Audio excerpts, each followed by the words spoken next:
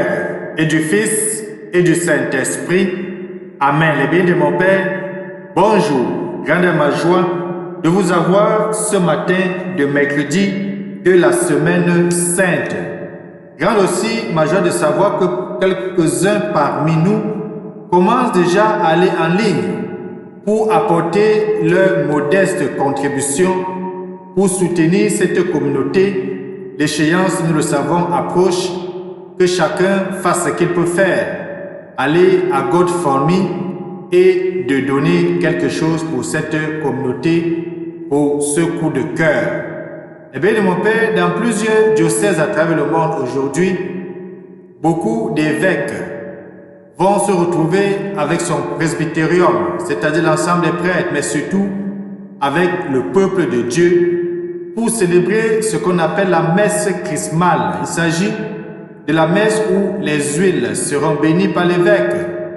L'huile pour l'onction des malades, le Saint-Crème pour les baptêmes et les confirmations, et l'huile des catéchumènes. Tu es invité à aller participer à cette célébration et de renouveler ton engagement de baptême et de fils de Dieu. Deux textes vont nous aider donc à prier ce matin. D'abord, la lecture du livre du prophète Isaïe au chapitre 50, les versets 4 à 9, dans lequel le prophète va souligner qu'il a présenté son dos à ceux qui le frappaient et ses joues à ceux qui l'arrachaient la barbe. Il n'a pas caché sa face devant les outrages et les crachats. C'est ce que notre Seigneur va faire plus tard dans sa passion que nous allons voir dans quelques jours. Il ne va pas se cacher, on va cracher sur lui, on va le flageller. Ensuite, l'évangile de Jésus-Christ selon saint Matthieu, au chapitre 26, les versets 14 à 25, où Jésus va prendre le repas avec ses disciples et va commencer à annoncer sa mort ouvertement et annoncer qu'il sera trahi par les siens. Eh bien, mon Père, apprêtons dans nos textes d'aujourd'hui. Surtout, ouvrons notre cœur en ce temps de grâce, en ce temps de prière, en ce temps de semaine sainte, à chacun et à chacune. Bienvenue. Nous descendons dans le jardin où je suis. Nous descendons dans le jardin avant le jour. Si je ne descends pas dans le jardin en pleine nuit, il ouvre le travers des soleils du paradis. Je descendrai dans le jardin en pleine nuit. Je descendrai dans le jardin en pleine nuit. Les biens de mon Père, tournons-nous vers notre Seigneur qui est courageux, qui va obéir à son Père et qui va nous aimer jusqu'au bout. Et prions. Puisque tu as voulu, Seigneur, que ton Fils fût crucifié pour nous, afin de nous arracher au pouvoir de Satan, fais que nous puissions recevoir la grâce de la résurrection par Jésus-Christ, ton Fils bien-aimé, lui qui règne avec toi dans l'unité du Saint-Esprit, Dieu maintenant et pour des siècles et des siècles. Amen. Les biens de mon Père, ouvrons chacun nos Bibles au texte du prophète Isaïe, au chapitre 50, les versets 4 à 9, et après cela, méditons ensemble le psaume 68. À vous qui cherchez Dieu, qui est bonheur. C'est pour toi que j'endure l'insulte, que la honte me couvre le visage. L'amour de ta maison m'a perdu. On t'insulte et l'insulte retombe sur moi. À vous qui cherchez Dieu, qui est bonheur. Et moi je te prie Seigneur, c'est l'heure de ta grâce. Dans ton grand amour, Dieu, réponds-moi. Par ta vérité, sauve-moi. Évangile de Jésus-Christ selon saint Matthieu au chapitre 26, les versets 14 à 25.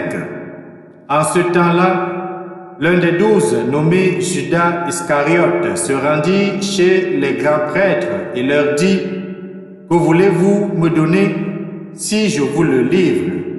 Ils lui remirent 30 pièces d'argent, et depuis, Judas cherchait une occasion favorable pour le livrer.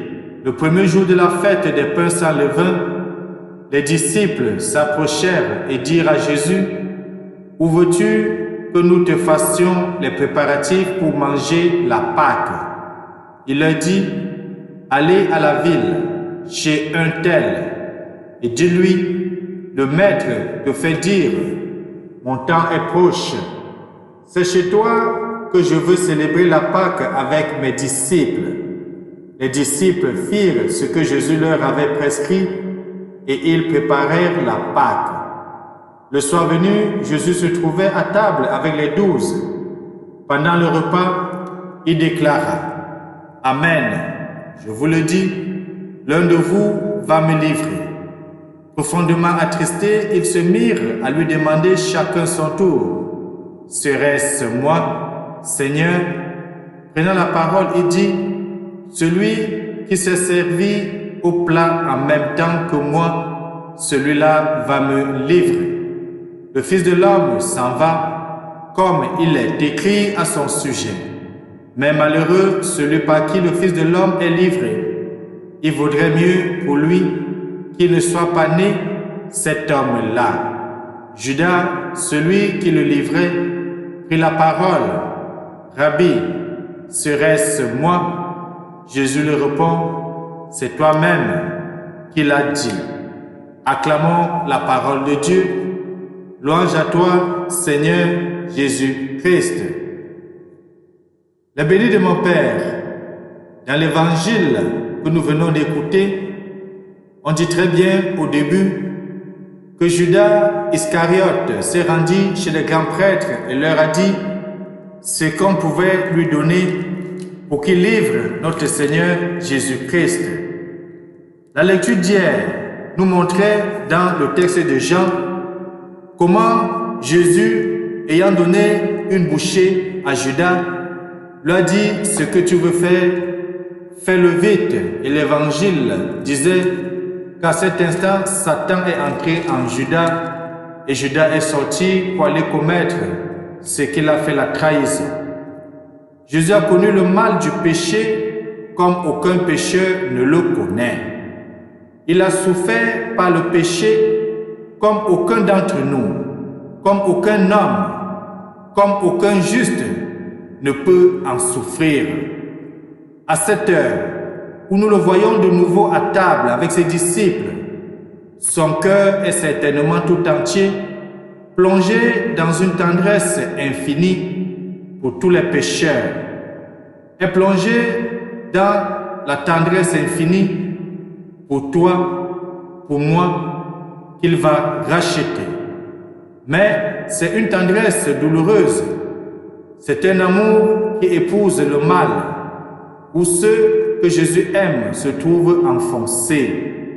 Ce qui fait le plus de peine à Jésus-Christ, il faut le dire, à la veille de sa mort, ce qui lui est le plus dur en ce moment où Jésus partage son dernier repas avec les 12, ce n'est pas tellement de savoir que l'un d'eux va le trahir, mais c'est de sentir les oppositions et les rivalités qui ont rendu cette trahison possible. C'est de sentir plus ou moins désunis, ce qu'il voudrait ardemment faire un dans son amour. C'est de connaître par avance les divisions qui vont déchirer cette église de pécheurs à laquelle Jésus va dans un instant faire le don de son corps, faire le don de son sang. Jésus savait les difficultés de l'amour fraternel et pourtant il voulait que cette charité fraternelle soit le grand témoignage donné par son Église. Ce qui empêche l'Église de Jésus d'être vraiment rayonnante, ce sont des divisions. Et pas seulement des grandes divisions visibles, mais tout ce qui, dans nos cœurs et dans nos vies, blesse la charité, blesse la fraternité. Nous savons comme il est difficile dans n'importe quelle communauté chrétienne, dans n'importe quel foyer chrétien, dans n'importe quelle famille, peut-être même dans n'importe quel couple, de pratiquer cette charité comme Jésus le demande. Jésus aime que ses disciples ne vivent pas isolés, surtout s'ils doivent être apôtres. Mais Jésus les supplie de se pardonner sans cesse, de ne jamais se juger et de toujours aimer la dernière place. C'est pour cela qu'il nous invite à savoir nous abaisser. Il va dire les premiers seront les derniers seront les premiers. Eh bien, mon Père, sachons aujourd'hui accueillir celui qui nous dérange, sourire à celui ou celle qui nous est moins sympathique. Sachons pardonner, sachons pratiquer l'amour fraternel dans nos moindres pensées, dans nos moindres paroles, dans nos moindres faits et gestes. C'est ainsi que chacun de nous pourrons nous préparer de la façon la plus vraie, la plus honnête, la plus sincère, la plus simple au dernier jour de la Semaine Sainte et au grand mystère que nous allons commencer à célébrer à partir de demain, quand nous allons commencer le Tridium pascal. Que Dieu Tout-Puissant nous bénisse et nous garde, lui qui est Père, Fils et Saint-Esprit. Amen. Bonne journée.